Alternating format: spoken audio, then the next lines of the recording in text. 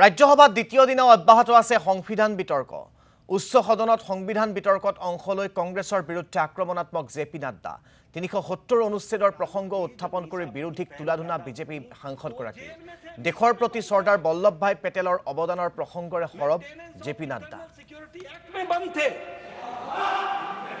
हाल ठीक है, साथ साथ है, समय का फेर है, ये भी ग्लोरियस जर्नी का पार्ट है।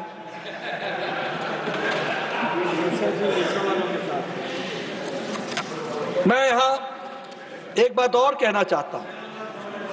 आजकल इस बात की भी बड़ी चर्चा होती है कि मीडिया का गला घोटा जा रहा है। कल गोदी मीडिया कह दिया गया, कल और कुछ कह दिया गया। अरे आपको मालूम नहीं है मीडिया का तपस्या? आप जरा 1975 के इंडियन एक्सप्रेस और स्टेट्समैन के आप एडिटोरियल्स निकाल करके देखिए, ब्लैंक है, ब्लैंक। और वो डट के खड़े रहे। आज हम भूल नहीं सकते स्वर्गीय रामनाथ गोयनका जी को, जिन्होंने इंदिरा गांधी जी को कहा था कि लोटा लेकर के आया था, लोटा लेकर के चला जाऊंगा, प्रजातंत्र की रक्षा के लिए अपना जीवन सर्वस्व कर दिया।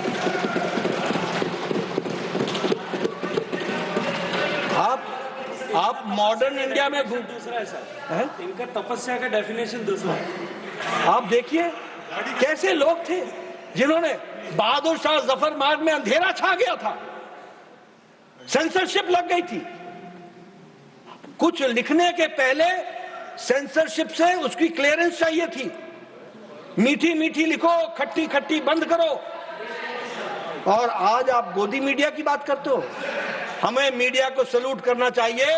जब समय क्राइसिस का आया तो मीडिया खड़ा रहा, डट करके खड़ा रहा और उसने इमरजेंसी को विरोध।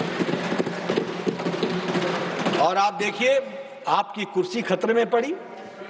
आपने 39th, ये कॉन्स्टिट्यूशनल जर्नी का पार्ट है, 39th कॉन्स्टिट्यूशनल अमेंडमेंट एक्ट 1975 आप लेकर के आ गए।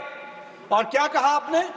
उपसभापति जी, उसमें कहा कि राष्ट्रपति, उपराष्ट्रपति, स्पीकर और हमारे प्रधानमंत्री जी, इनके इलेक्शन को कोई चैलेंज नहीं करेगा, कोई चैलेंज नहीं करेगा। आप बताइए ये ब्लैक लॉ था कि नहीं था? आप बताइए ये बैड लॉ था कि नहीं था?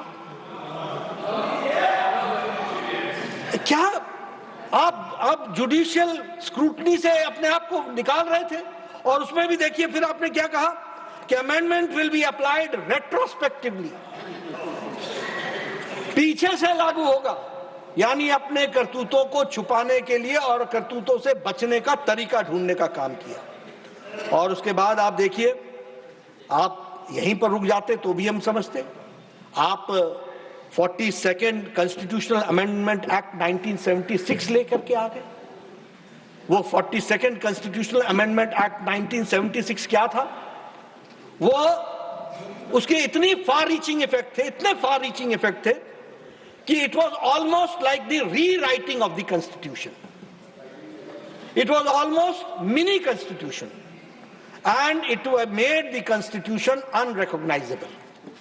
आज हम संविधान निर्माताओं की चर्चा करते हैं तो हमें यह ध्यान में रखना चाहिए कि आपने कॉन्स्टिट्यूशन के स्पिरिट को चेंज करने का प्रयास किया है, कुछ से प्रयास किया है। आपने कॉन्स्टिट्यूशन को रीराइट करने का प्रयास किया है। और अमेंडमेंट क्या लाए? That prevented judiciary from any constitutional amendment from being called in question in any court on any ground. हमारे संविधान निर्माता कॉन्स्टिट्यूशन के बेसिक स्ट्रक्चर पर चर्चा कर रहे थे। हमारे संविधान के निर्माता फंडामेंटल राइट्स पर चर्चा कर रहे थे और उन्होंने इंश्योर किया।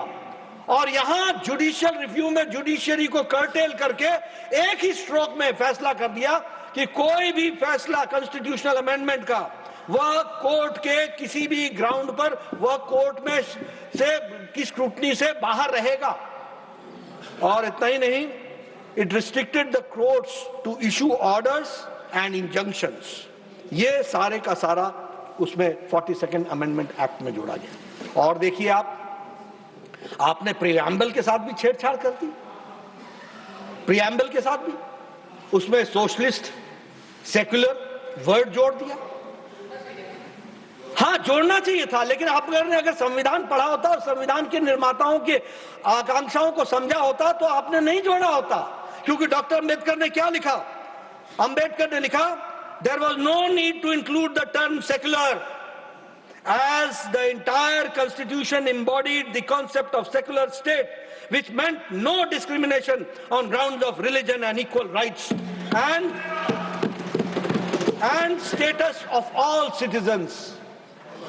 अब आप बताइए, संविधान के ड्राफ्टिंग कमेटी के चेयरमैन ने स्पष्ट लिख दिया था कि सेक्युलर शब्द की जरूरत नहीं है। चर्चा हुई थी, संविधान सभा में इसकी चर्चा हुई थी,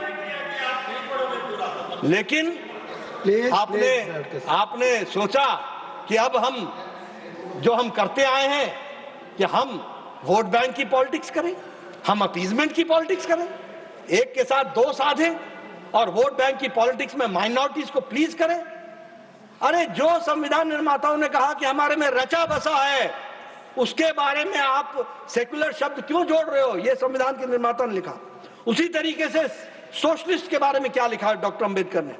On the inclusion of the term socialist, he said, it is against the very grain of democracy to decide the constitution that what kind of society the people of India should live in. ये हमारे democracy के मूल चरित्र को challenge करता है कि ये भारत के लोग किस तरीके के सोसाइटी में लिव करना चाहे, रहना चाहे, ये वो तय करेंगे, ये हम नहीं तय करेंगे और ये संविधान नहीं तय करेगा। ये डॉक्टर अंबेडकर ने कहा।